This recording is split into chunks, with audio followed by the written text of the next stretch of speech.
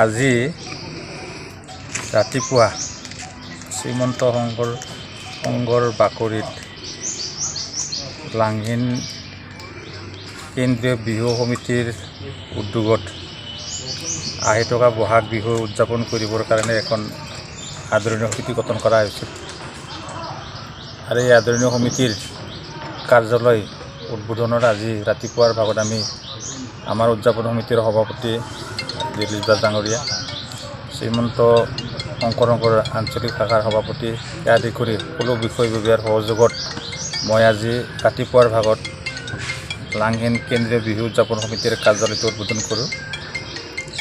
আমাৰ বহাগ বিহুৰ 6 আৰু 7 তাৰিখত প্ৰত্যেক বছৰে পতাৰ দৰে এই বছৰ ইয়াত অনুষ্ঠিত কৰা হ'ব।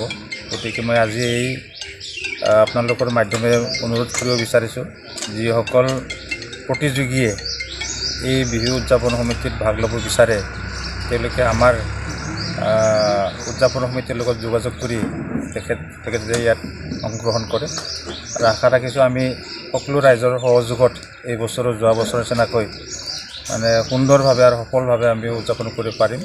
গতিকে এইখিনি মুহূৰ্তত মই সকলোকে মোৰ তৰফৰ পৰা আগতীয়াকৈ বহাগ বিহুৰ শুভেচ্ছা জ্ঞাপন কৰিছোঁ।